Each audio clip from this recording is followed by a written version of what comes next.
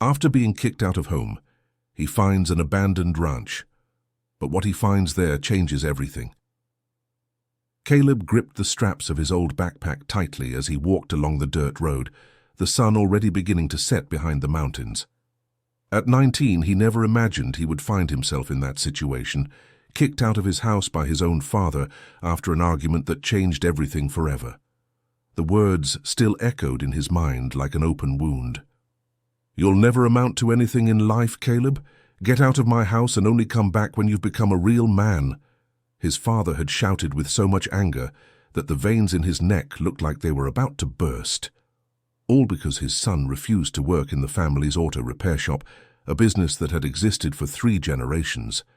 Caleb wanted to study agriculture, dreamed of working with the land, but his father considered it the foolishness of a spoiled boy. Now, with only $100 in his pocket and a backpack with a few clothes, the young man didn't know where to go. His friends' houses weren't an option, as they all still lived with their parents, and he was too proud to beg for shelter. The only alternative was to keep moving forward, maybe find work in some bigger city far away from there. Fatigue was beginning to weigh on his legs when, rounding a bend in the road, Caleb spotted something that caught his attention. Among the vegetation and surrounded by hills covered in woods, there was a property that seemed abandoned. The rusty iron gate was ajar, creaking in the wind. The barbed wire fence had several broken sections, and weeds grew freely over what must have once been a well-kept garden. He stopped and watched for a few minutes. The main house, built of brick with a red tile roof, still looked solid, despite clearly needing repairs. There were 2 smaller buildings beside it, probably a shed and what looked like an old carriage house. The silence was total, broken only by the singing of birds and the sound of the wind in the trees. Caleb hesitated. Entering someone else's property wasn't right, but fatigue and desperation spoke louder. Maybe he could just spend one night in the shed, shelter from the cold of the approaching dawn. In the morning, he would continue his journey. He pushed the gate slowly, trying to make as little noise as possible. The metal groaned in protest but gave way. His footsteps in the tall grass sounded muffled as he headed toward the shed. It was then he noticed something that made him stop immediately. There was smoke coming from the chimney of the main house. His heart raced. The property wasn't abandoned. Someone lived there. Caleb took a few steps back, ready to run, when a rough voice cut through the air. "Well, boy, are you going to stand there like a fence post, or are you going to tell me what you're doing on my land?" He turned and saw a woman on the porch of the house. She must have been in her mid-60s, grey hair pulled back in a messy bun, wearing a simple dress and an apron stained with dirt. In her hands, she held a hoe as if it were a weapon. "I'm sorry, ma'am," Caleb stammered. "I didn't know anyone was here. I thought the property had been abandoned." The woman came down the porch steps with determined movements, not letting go of the hoe. "Abandoned?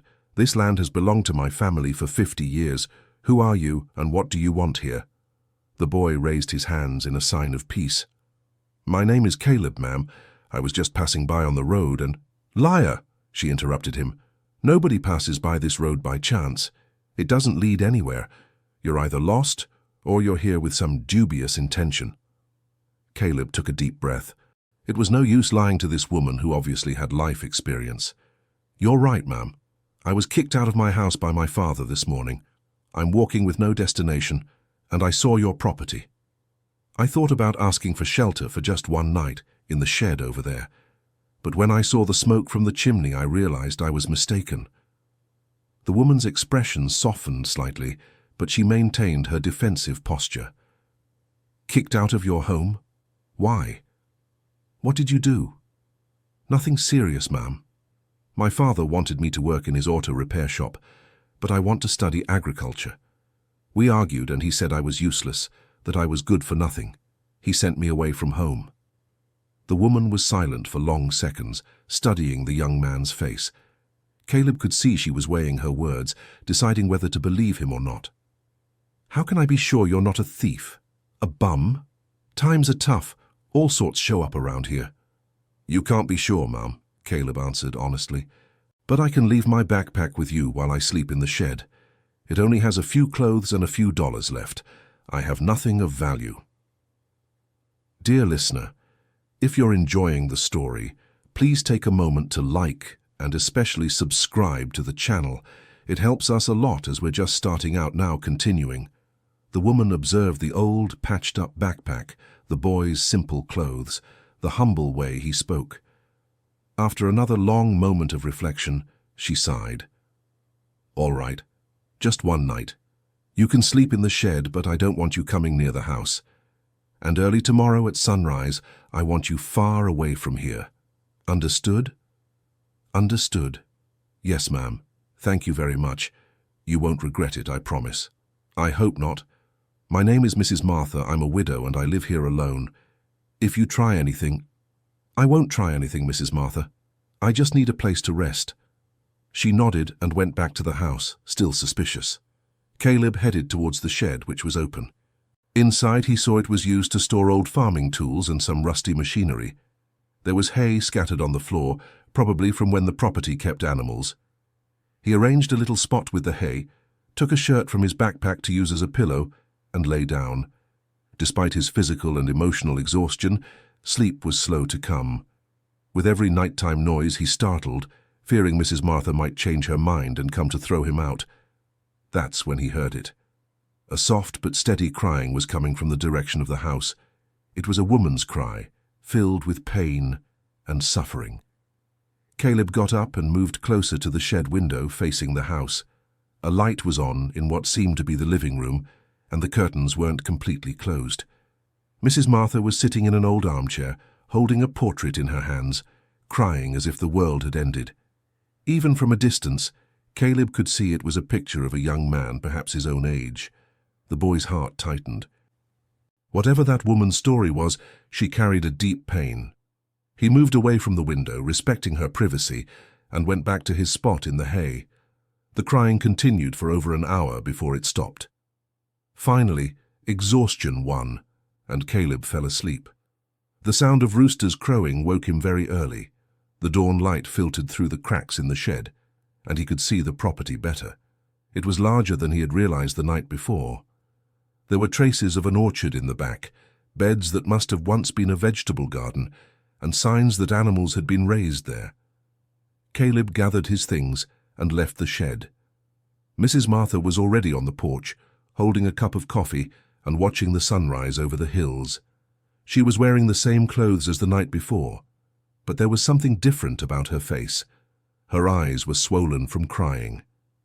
"Good morning, Mrs. Martha," he said respectfully. She looked at him without replying, just nodding her head. "I wanted to thank you for the lodging. I'm going to go my own way now. Where are you going?" The question came out abruptly, as if she herself was surprised to have asked it. Caleb stopped. "I'm not sure, ma'am. Maybe to Denver to look for work." "What kind of work do you do?" "Anything, ma'am. I learned a bit of mechanics from my dad. I know a bit about farming because my grandpa had a small property. I'm not one to complain about hard work." Mrs. Martha fell silent, watching him. Then, unexpectedly, she asked, "Do you know anything about planting? About caring for the land?" Caleb's eyes lit up. "Yes, ma'am. My grandpa taught me a lot when I was little. He said I had a knack for handling plants. And why didn't your father want you to study agriculture? He thinks it's for poor people, for those without ambition. He wanted me to stay in the auto repair shop, making quick money." Mrs. Martha took another sip of coffee and became thoughtful. "This ranch used to be prosperous. My husband, God rest his soul, took care of everything with great care. We had a vegetable garden, an orchard. We raised some chickens and pigs. After he passed 5 years ago, I couldn't keep everything up by myself." Caleb sensed there was more to her story, but didn't want to be rude by asking. "Perhaps," she hesitated, "perhaps you could stay a few more days. Help fix a few things around here. I'll pay you with food and a place to sleep." The young man's heart leapt. "Are you serious, ma'am?" "I am. But it's temporary, you hear? Only until I get things in order." "Yes, ma'am. I accept. You won't regret it." "We'll see," she murmured, but Caleb could detect a slight relief in her voice. In the days that followed, Caleb worked as he had never worked before. He cleared the abandoned beds, pruned the fruit trees that were overgrown with weeds, fixed the fence in several places, and organized the tools in the shed. Mrs. Martha watched him from afar, always wary, but gradually she realized the young man truly knew what he was doing. At night, she allowed him to have dinner in the kitchen, but their conversations were minimal. Caleb noticed the inside of the house was simple but well kept, with old furniture and many photographs on the walls. In several of them, the same young man he had seen in the photo on the first night appeared. One afternoon, while weeding the garden, Caleb found the courage to ask the question that intrigued him. "Mrs. Martha, may I ask a question?" She was sitting on the porch, peeling potatoes for dinner. "You may." "The young man in the photographs, is he your son?" Her hand stopped mid-motion. For a moment, Caleb thought she wouldn't answer. "He was," she said finally, her voice almost a whisper. "I'm sorry, ma'am, he—" "No," she interrupted him. "He didn't die. At least not physically." Caleb stopped weeding and looked at her, not understanding. "My son Nathan left 5 years ago after a terrible fight we had. I haven't heard from him since." Caleb's heart tightened. His story wasn't unique. "Why did you fight, if it's not too indiscreet?" Mrs. Martha dropped the potato and the peeler, wiping her hands on her apron. "Nathan wanted to turn this ranch into something modern, with new techniques I didn't understand. He wanted to take out a bank loan, buy expensive equipment. Said that way we'd get rich." She sighed deeply. "I was afraid. My husband was always cautious with money, never went into debt.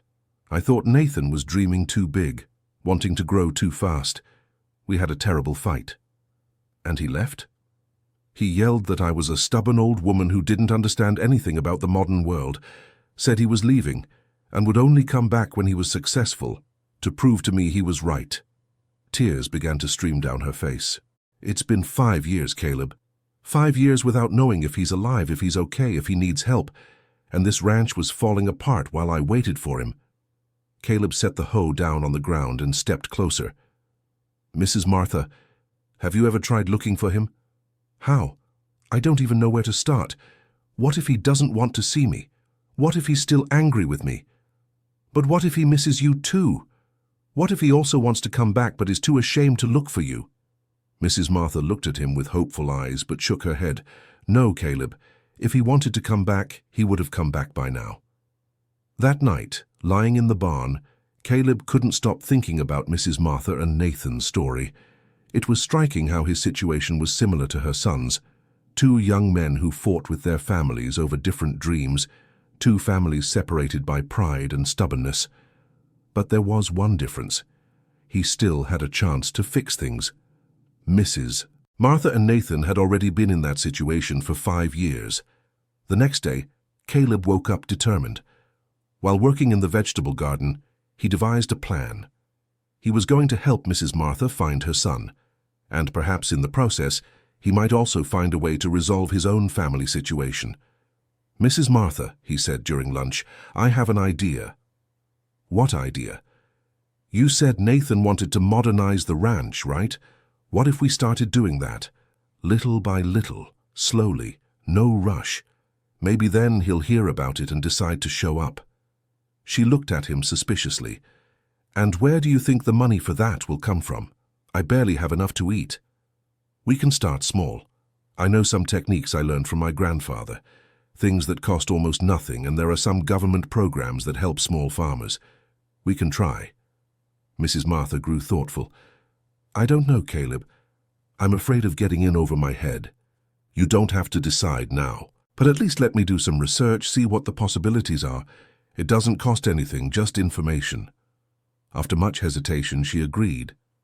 Caleb went into town the next day and spent hours at the public library, researching family farming incentive programs, sustainable cultivation techniques, and ways to modernize a rural property without major investment.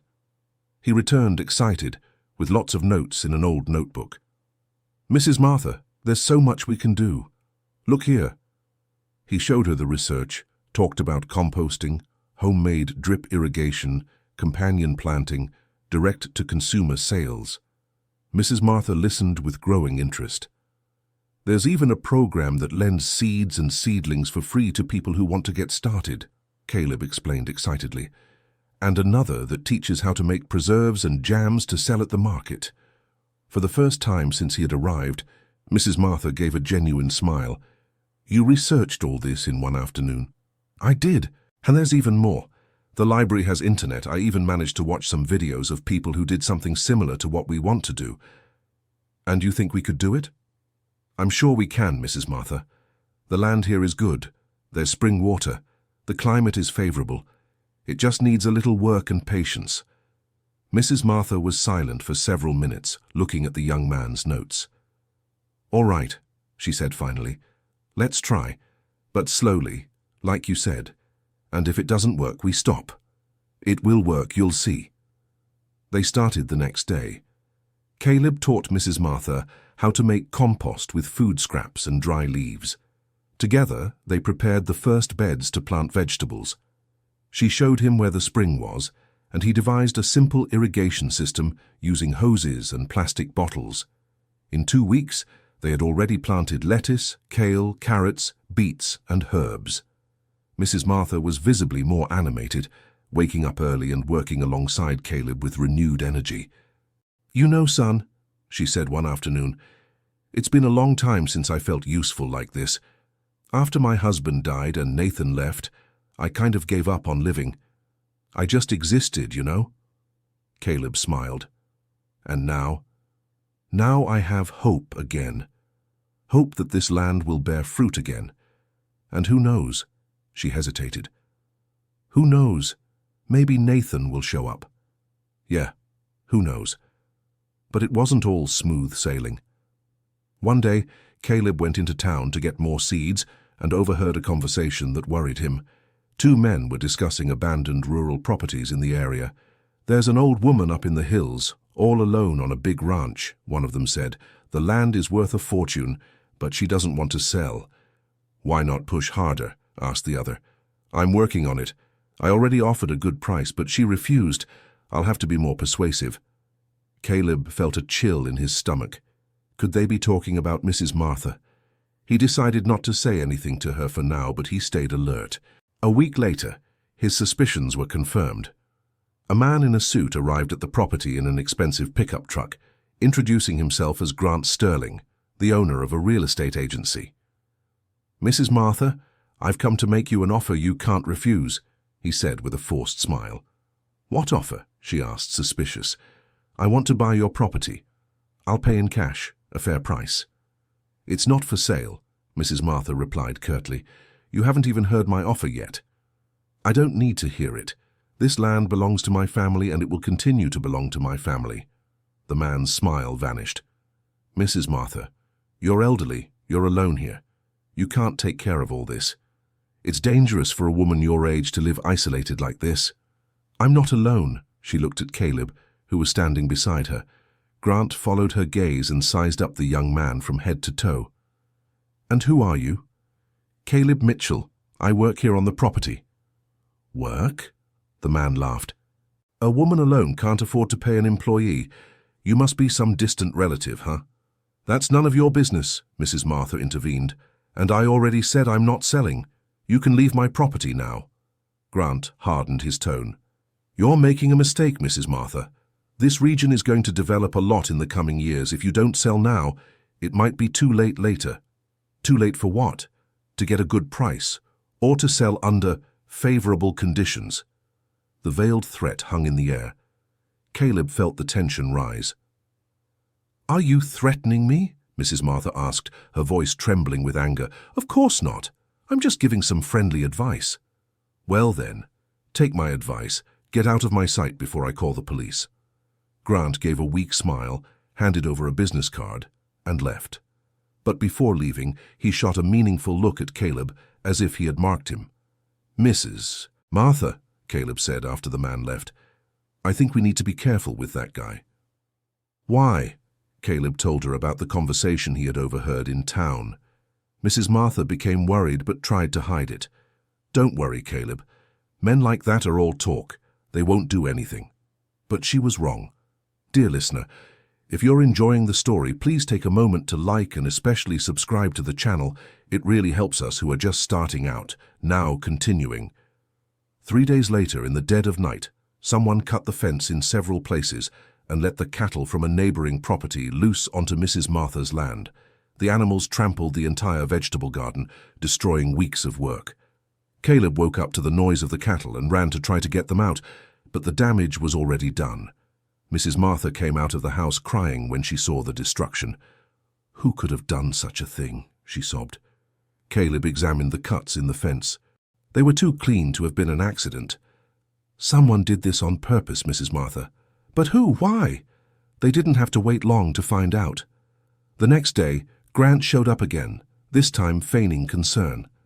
"I heard what happened here. What a shame, huh? You all had worked so hard. Was it you who did this?" Caleb stared at him directly. "Me? How can you think such a thing? I came here precisely to help." "Look, Mrs. Martha, I'll be frank with you.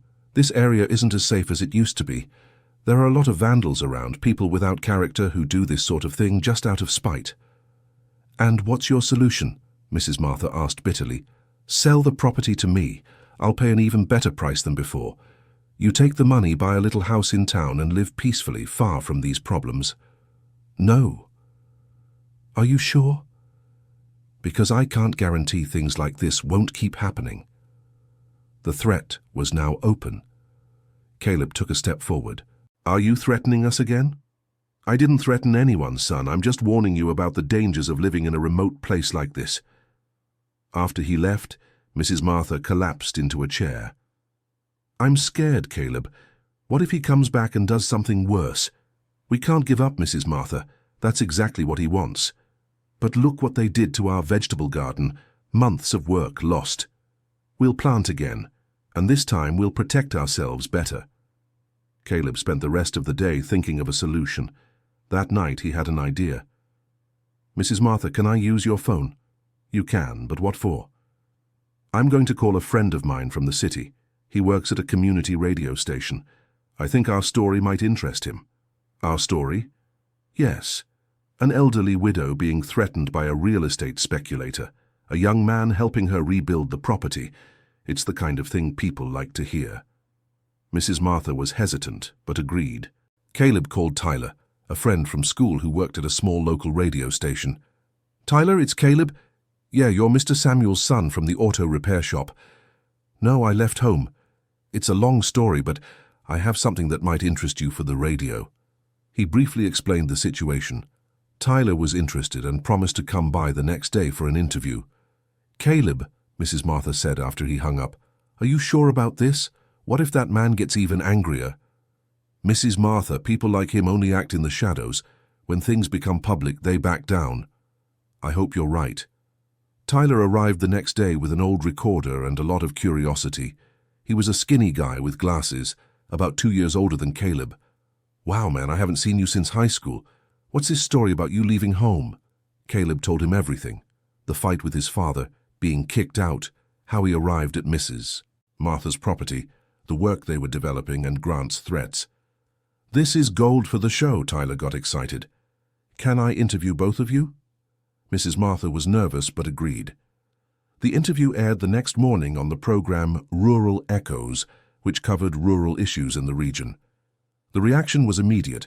During the day, 3 journalists from other outlets showed up, 2 representatives from NGOs that supported family farming, and several people from town offering help.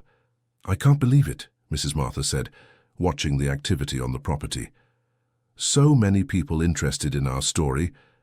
One of the journalists, a middle-aged woman named Brenda, was particularly interested in the case.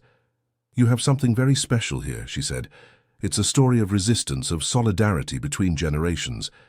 Can I do a bigger feature on this?" "Yes, you can," Mrs. Martha replied, now more confident. "And this man who threatened you, do you have his name?" Caleb showed the card that Grant had left. Brenda wrote everything down. "I'll investigate. I bet he's not acting alone." In the following days, the ranch transformed into a small hub of activity. Neighbors that Mrs. Martha barely knew showed up offering seedlings, help to replant the garden. A group of agriculture students from a local college asked for permission to do an extension project on the property. "It's like a miracle," Mrs. Martha commented one evening as she and Caleb ate dinner in the kitchen. "In just a few days, this house that was so empty has filled with life.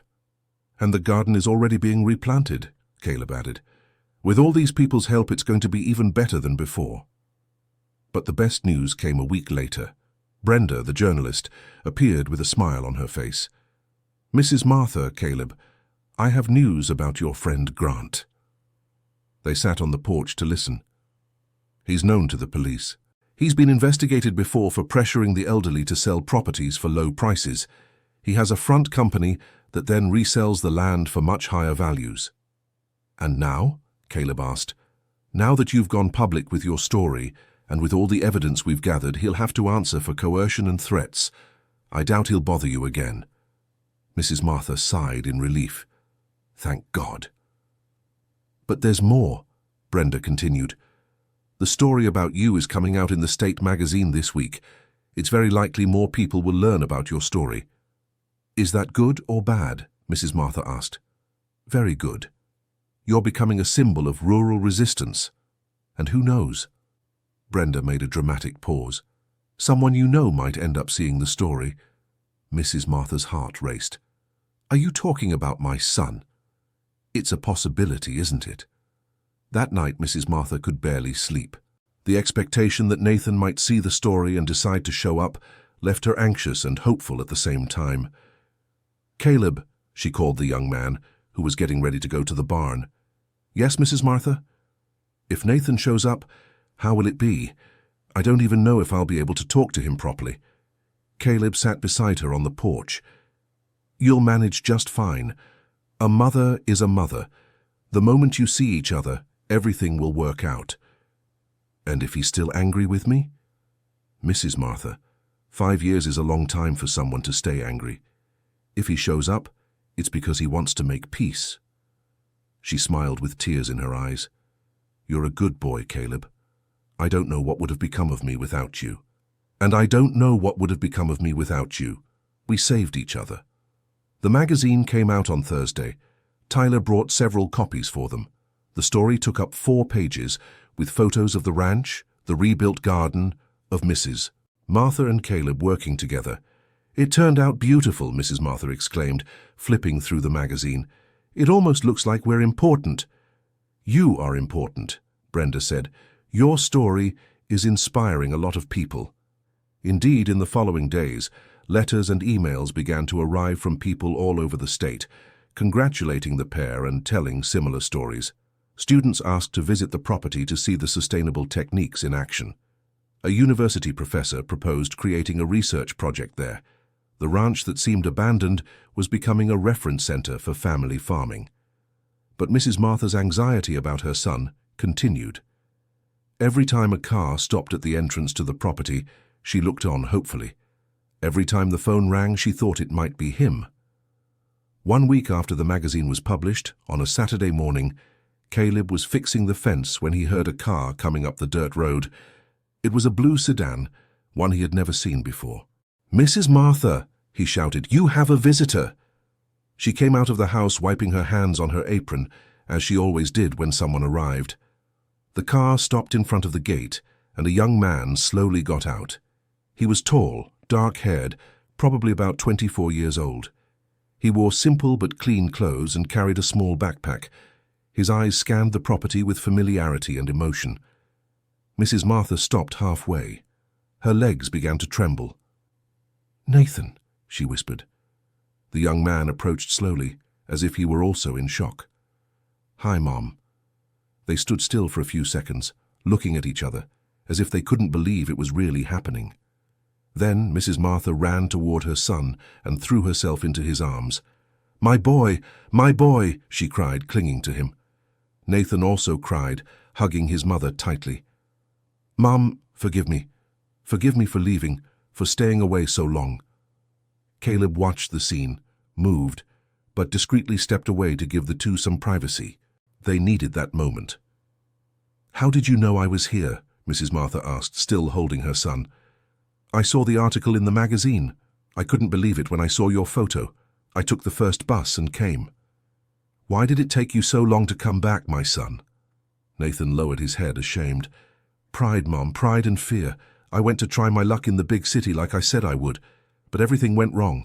I couldn't get a job in the field I wanted. I had to take whatever work I could. I was too ashamed to come back defeated." "Defeated? Nonsense, son. You're my boy. You'll always be welcome here."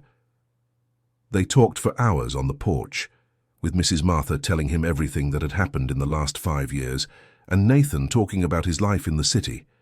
Caleb kept his distance, tending to the plants and giving space for the two to reconnect. In the late afternoon, Mrs. Martha called Caleb to join them. "Nathan, this is Caleb. He's the one who helped me rebuild everything you see." Nathan stood up and extended his hand. "Nice to meet you, Caleb. My mother told me everything. I don't know how to thank you for what you've done for her." "There's no need to thank me," Caleb replied, a bit awkwardly. "Mrs. Martha helped me as much as I helped her. Mom told me your story, too. Said you were kicked out by your father. I was, but I don't regret leaving. If I hadn't left, I never would have met your mother and learned so much about farming." Nathan smiled. "Can I ask you something?" "Sure. Do you plan to stay here, or are you going to find your path somewhere else?" The question took Caleb by surprise. He looked at Mrs. Martha, who also seemed curious to hear the answer. "I don't know. I never thought about it. I was so busy helping your mother that I never stopped to think about my future. It's just that—" Nathan hesitated. "I wanted to come back home, stay here with my mother, but if you're already working here, I don't want to get in the way." Mrs. Martha stood up quickly. "What kind of nonsense is that? This ranch is big enough for both of you, and you have different knowledge. You can work together." "But—" Caleb began. "No buts," she interrupted him. "Caleb, you saved this ranch, and you saved me from loneliness. I won't let you leave now. And Nathan, you're my son. This is your home. You two will work together here, and we'll make this ranch what it always should have been." The two young men looked at each other, sizing one another up. Nathan spoke first. "How about we start from scratch? My name is Nathan. I'm 24, and I studied 2 years of agricultural engineering before dropping out and going to the city." Caleb smiled.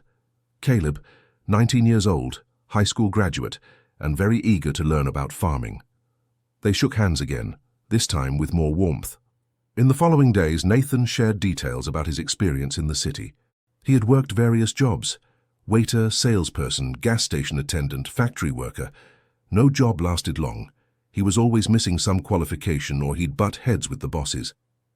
"I had ideas about how things could be done better, but nobody wanted to listen to a kid from the sticks," he recounted. "I started to think I really wasn't good for anything." "And what changed?" Caleb asked. "The news story about you two. When I saw what you managed to do here, with simple techniques and a lot of dedication, I realized I'd been looking for opportunities in the wrong places." Nathan also brought some new developments.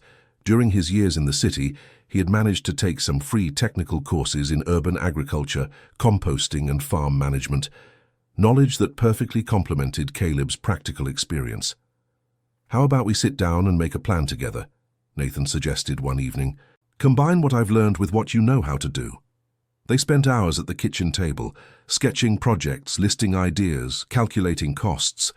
Mrs. Martha watched the two young men working together and felt her heart warm with joy. "Do you know what you're doing?" she asked during a break. "We're creating the future of this property," Nathan replied. "A sustainable and prosperous future," Caleb added. The plan they developed was ambitious but feasible.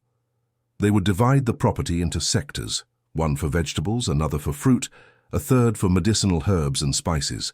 They would create an expanded composting system, install cisterns for rainwater collection, and set up a small agro-processing unit to make preserves and jams. "And the best part," Nathan said excitedly, "is that we'll sell directly to the consumer. Farmers market, home delivery, supply to local restaurants, no middlemen." "It's going to be a lot of work," Caleb cautioned. "Work doesn't scare me," Nathan replied. "And we'll be working for ourselves, building something of our own." Mrs. Martha listened to everything with shining eyes. My husband would be so proud to see you two planning the future of this land. But not everything would be easy. In the first month after Nathan's return, a subtle tension arose between the two young men. It was natural. After all, Caleb had grown accustomed to being Mrs. Martha's adopted son, and now the biological son had returned. The situation became more evident when an invitation arrived for Caleb to attend a meeting of young rural producers in a neighboring town. "You should go," Nathan said. "It'll be good for making contacts, learning new things. But there's a lot of work here. I can't leave you in the lurch." "You won't be leaving anyone in the lurch. I can cover your part while you're away." Caleb detected a strange tone in Nathan's voice. "Do you want me to leave?" "Of course not. I just think you have potential to grow, and here might be too limiting for you." Mrs. Martha, who was listening to the conversation from the kitchen, intervened. "What's this talk about a limiting place? This property will grow with both of you. Nobody needs to leave." But the tension continued. Small disagreements about work methods became bigger arguments. Nathan, with his technical training, sometimes questioned the traditional techniques Caleb used. Caleb, in turn, thought Nathan wanted to change everything too fast. One morning, the situation exploded. Nathan suggested tearing up a part of the garden that Caleb had planted with such care to build a greenhouse in its place. "That garden was the first thing I planted here," Caleb protested. "I won't let you destroy it." "It's not destroying, it's optimizing. With the greenhouse, we can produce year-round." "And who says I don't know how to produce year-round? My grandfather taught me techniques that have worked for decades." "Techniques from the last century. Agriculture has evolved, Caleb." "Evolved for what? To depend on chemicals and expensive equipment?" The argument heated up until Mrs. Martha appeared and put a stop to it. "Enough. You two are acting like children. Nathan, this ranch isn't just yours. Caleb worked hard to get everything to this state. And Caleb, Nathan has knowledge that can help a lot. You need to work together, not against each other." The two young men were ashamed. Mrs. Martha continued, "You know what your problem is? Each of you thinks your way is the only right way. But farming is like raising children. There's no ready-made recipe.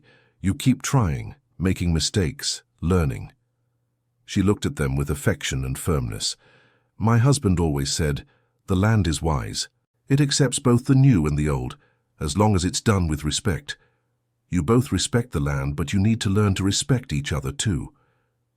That night, Nathan looked for Caleb in the barn.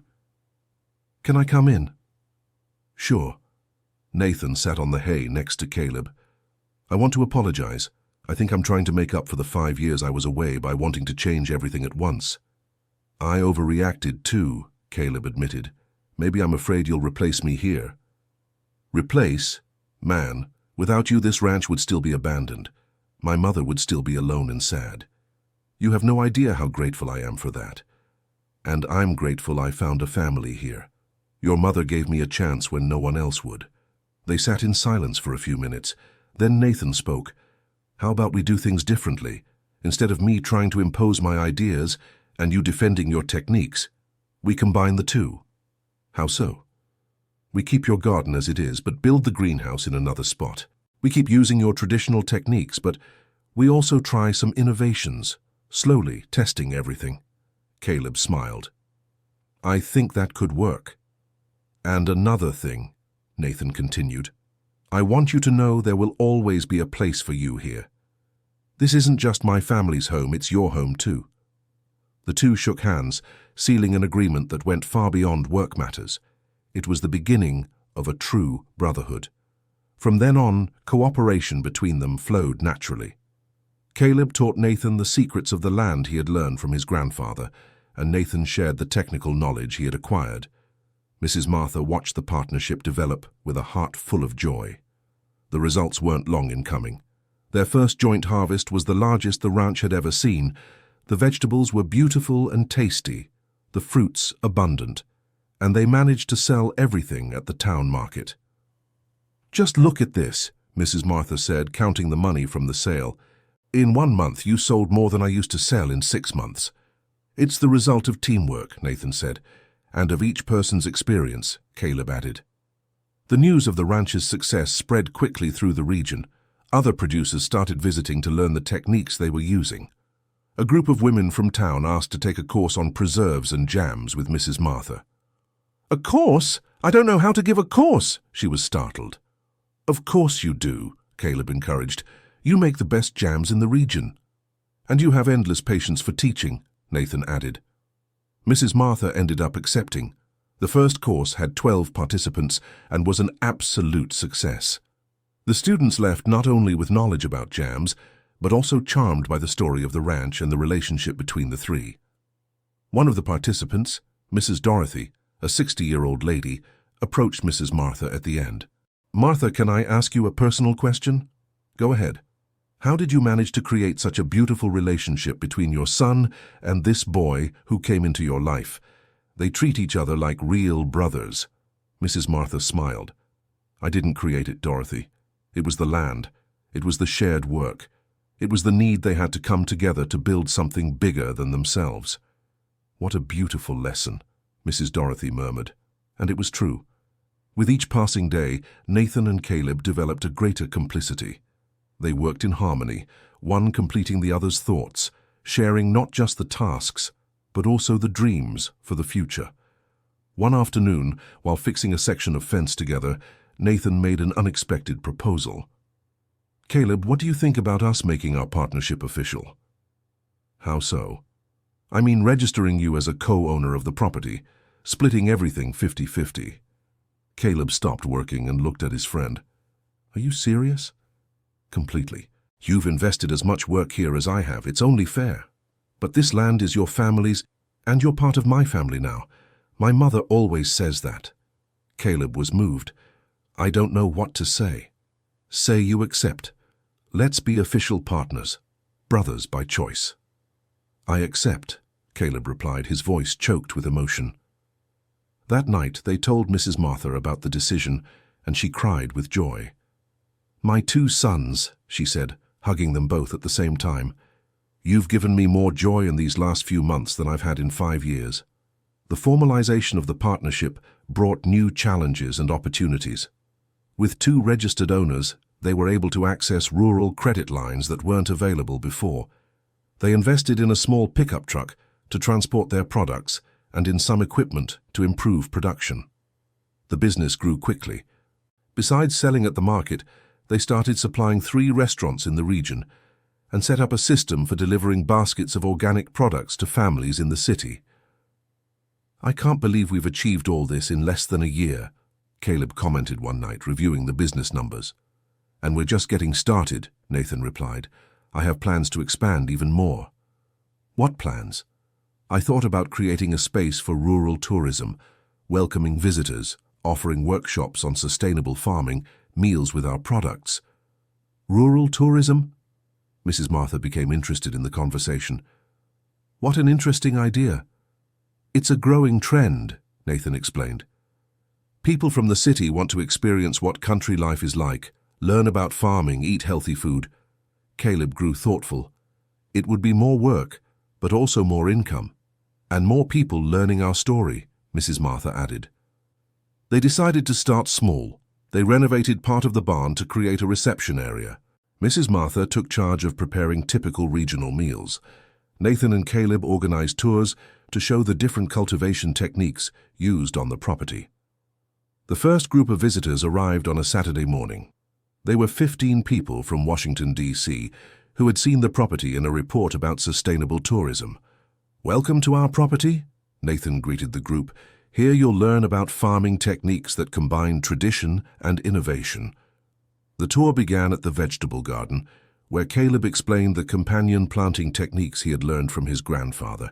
Then, Nathan showed the composting system and the greenhouse they had built. Finally, everyone gathered for a lunch prepared by Mrs. Martha using products from the property. "This was the most authentic experience we've ever had," commented one of the visitors. "You're not just producers, you're educators." "And storytellers," added another. "For the story of how you all met and built all this together is moving." The success of the first experience led to requests for more groups. In no time, they were receiving visitors every weekend. But the growth brought an unexpected dilemma. a tourism company from Washington, D.C., proposed including the property in a regular itinerary with large groups and guaranteed payment. "It's an incredible opportunity," Nathan said, excited about the proposal. "I don't know," Caleb hesitated. "Large groups could change the character of what we do here." "How so?" "Our strength is in the personalized attention, the possibility to talk with each person, to tell our story calmly. If a group of 50 people comes every weekend, we'll turn into a theme park." Mrs. Martha listened to the discussion attentively. "And what do you think we should do?" "I think we should accept," Nathan argued.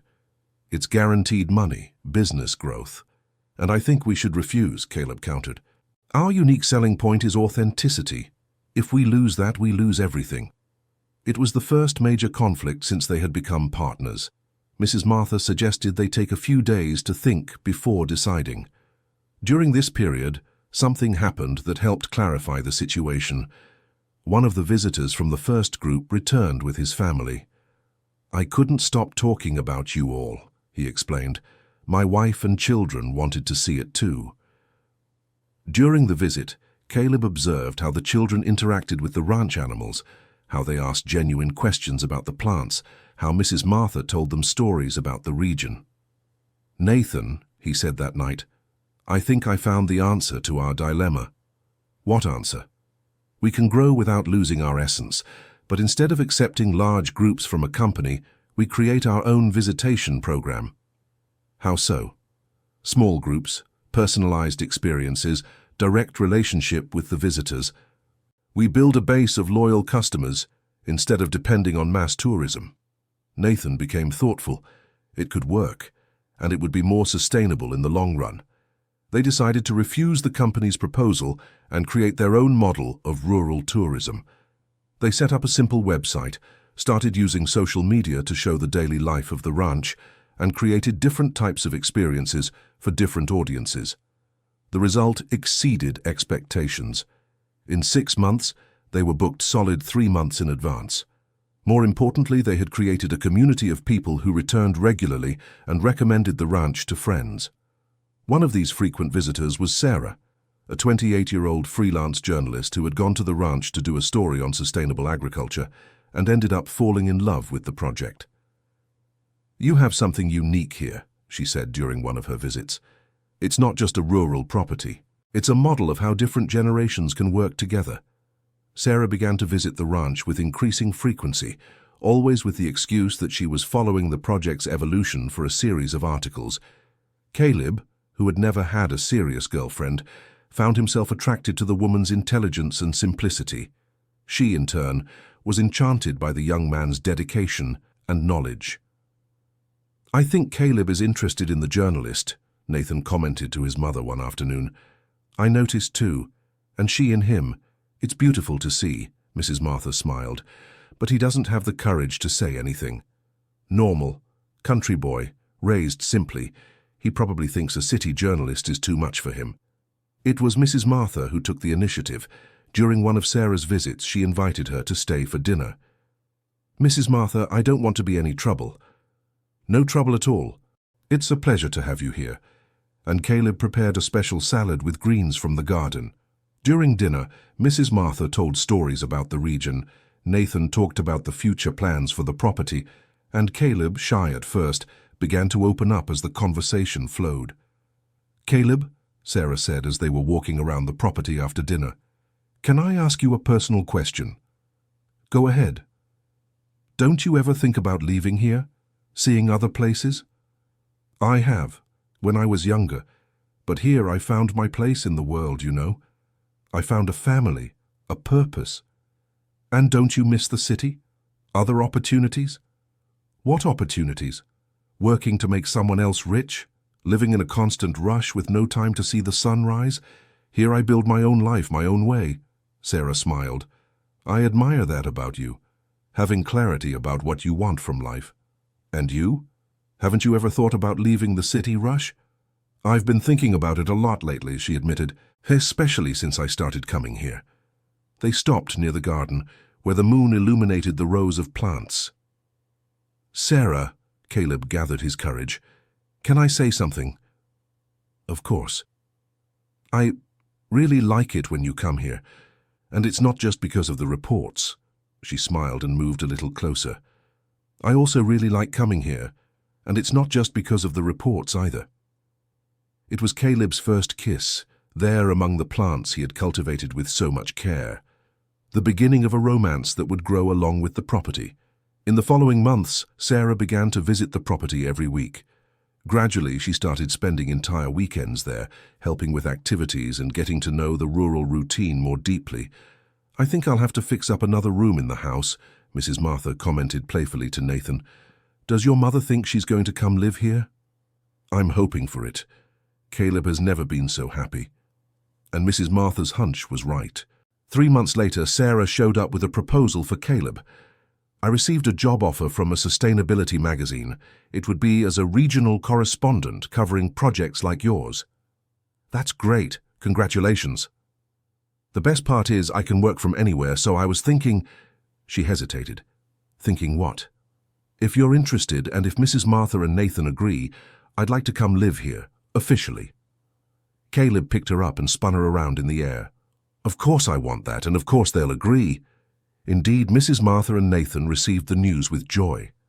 The house that had been empty for so long would now shelter 4 people who had become a family by choice. Sarah's arrival brought new energy to the property. She created a blog about the project, which attracted even more visitors interested in sustainable agriculture. She also helped organize an annual event at the property, bringing together local farmers to exchange experiences. I can't believe it, Mrs. Martha said during the first event, watching dozens of people moving around the property. 2 years ago I was here alone, thinking everything was lost. And now we're a regional reference, Nathan added. All because a lost boy showed up one night asking for shelter, Caleb said, hugging Mrs. Martha. And because a lonely mother had the courage to trust that boy, she replied with tears in her eyes. The event was a success, but it brought an unexpected consequence.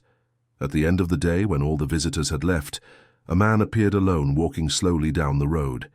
Caleb saw him first and didn't recognize him. He was a man of about 50, graying hair, simple but well-kept clothes. He walked with difficulty, as if he were tired or hurt. "Can I help you?" Caleb approached. The man looked at him carefully. "Are you Caleb?" "I am. Do you know me?" "Not personally. But I've been hearing a lot about you." Something in the man's voice made Caleb go on alert. "May I know who you are?" "My name is Samuel Mitchell." Caleb felt as if he'd been punched in the stomach. "Dad?" "Hi, son." They stared at each other in silence for long seconds. Caleb noticed his father was thinner, his face marked by weariness and age. "What are you doing here?" "I came looking for you. It took a while, but I came." "How did you know where I was?" "I read about you in a magazine. Saw your name, your photo. I couldn't believe it. My son, the one I kicked out of the house calling him a good-for-nothing, became news because of a sustainable agriculture project." Samuel's voice trembled. "Caleb, I came to ask for your forgiveness." Before Caleb could answer, Mrs. Martha, Nathan, and Sarah appeared, drawn by the conversation. "This is my father," Caleb explained, still in shock. "Pleased to meet you," Mrs. Martha introduced herself. "I'm Martha, the owner of this property." Samuel greeted her respectfully. "Ma'am, I want to thank you for taking care of my son when I didn't know how to. Your son saved me just as much as I saved him. It was a fair exchange." Samuel looked around, seeing the well-kept property, the organized facilities, the signs of prosperity. "Caleb, can I talk to you in private?" Caleb hesitated, but agreed. They stepped a little away from the others. "Son, I was wrong. Very wrong. I shouldn't have thrown you out of the house like that. Why are you looking for me now, after almost 2 years?" Samuel sighed deeply. "Because I realized I lost the most important thing in my life. After you left, the auto repair shop wasn't the same. I wasn't the same." "And the shop? Is it still running?" "I sold it 3 months ago." Caleb was surprised. "Sold it? Why?" "It didn't make sense anymore. I worked my whole life in that shop dreaming of leaving it to you. Without you, it had no purpose." The two fell silent. Caleb was processing the information. "Dad, are you okay? You're looking ill." Samuel hesitated before answering. "I've had some health problems. Nothing serious, but it made me think about life, about the choices I made." "What kind of problems?" "My heart. The doctor said it was stress, high blood pressure, but I know it was the sadness of having lost my son because of pride."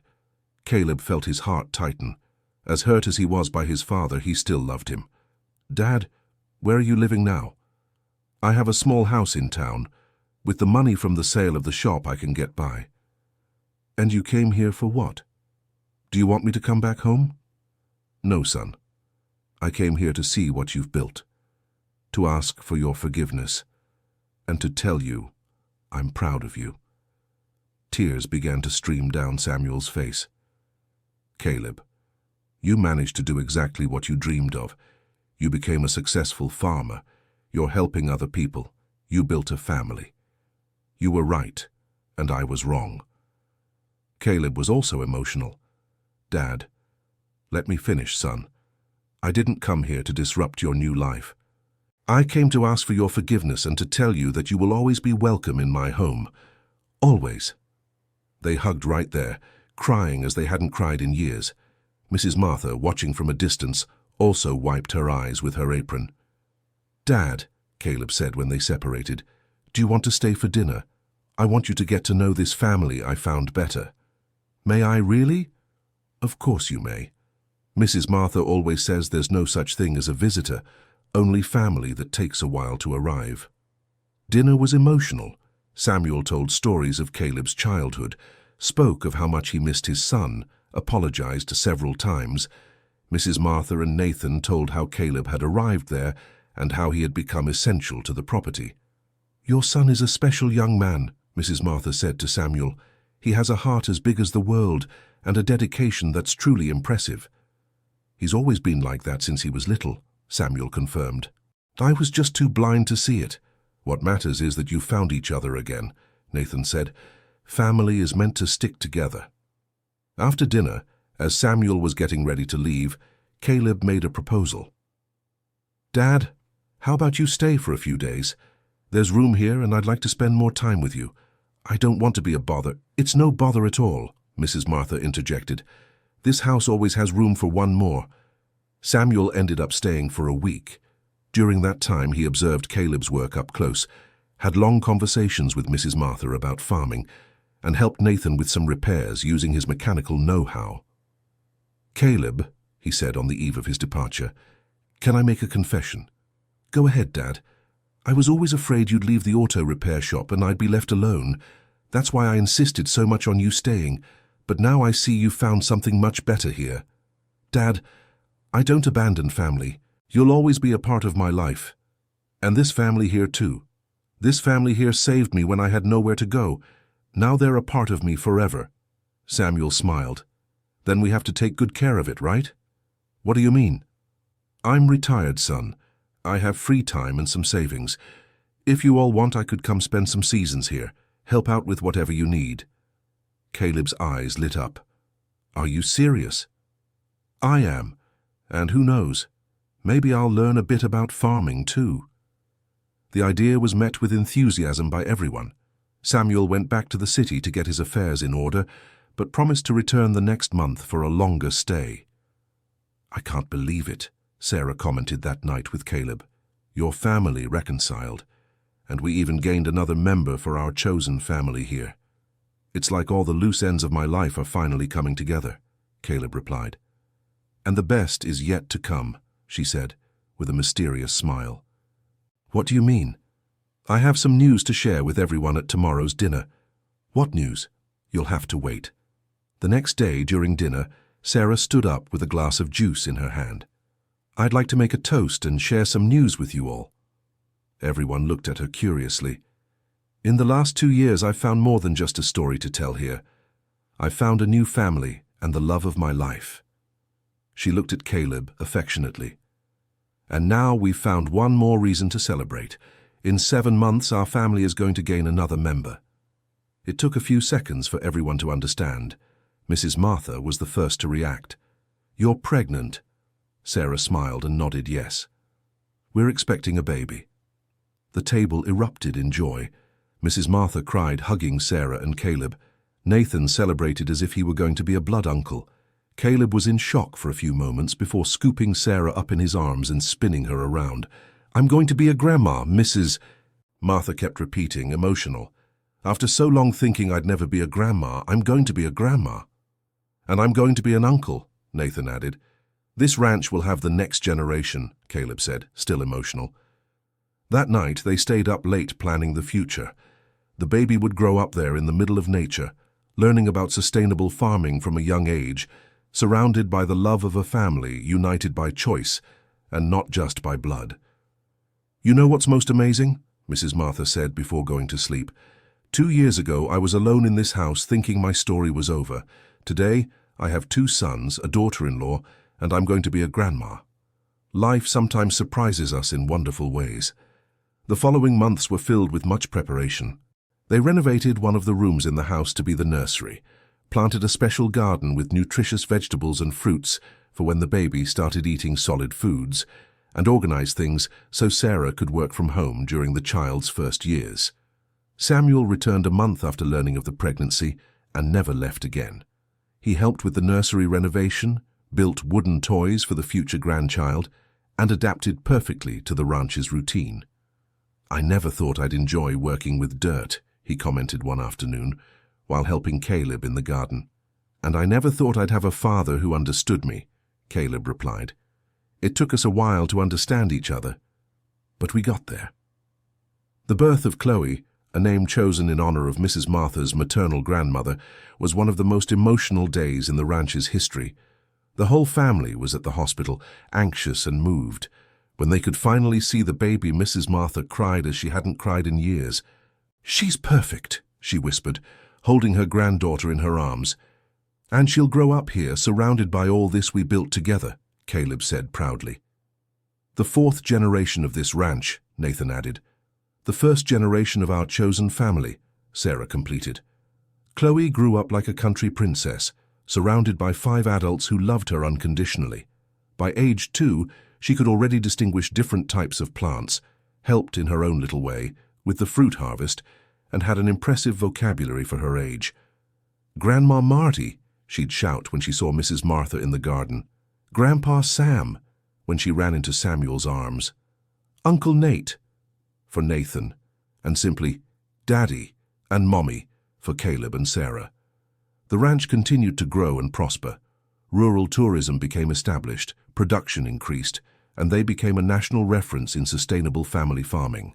But the greatest success of all was at that dinner table every night, where a family built on affection gathered to share not just food, but the day's stories, plans for the future, and the love that united them. "Caleb," Mrs. Martha said one evening, when Chloe was already asleep and everyone was talking on the porch, "remember the day you arrived here?" "How could I forget? You threatened me with a hoe," he laughed. "I was so scared, so alone, so lost. And I was desperate, aimless, without a family. Who would have thought that meeting would result in all this?" she said, looking at the gathered family. "What do you think would have happened if we hadn't met?" Mrs. Martha grew thoughtful. "I think I would have sold the ranch to that horrible man and withered away in a little house in town. And you?" "Probably would have become another lost young man in the big city, working at anything just to survive." "But we did meet," Nathan said. "And we built something beautiful together," Sarah added. "And now we have Chloe to carry all this forward," Samuel completed. That night, after everyone had gone to sleep, Caleb stayed a little longer on the porch, looking at the mountains surrounding the ranch.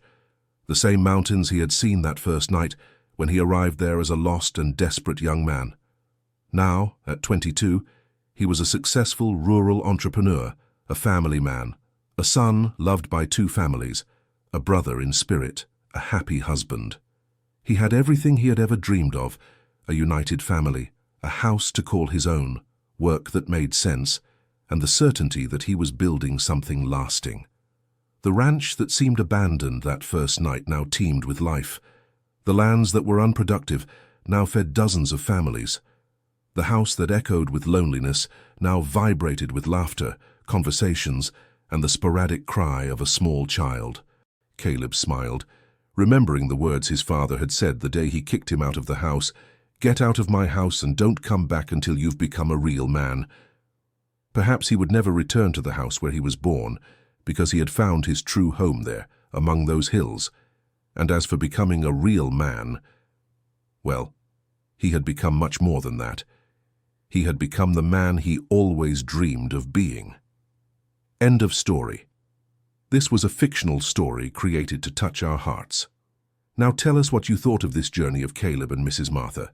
Do you believe families can be built by affection and not just by blood? Leave your opinion in the comments and don't forget to subscribe to the channel for more emotional stories.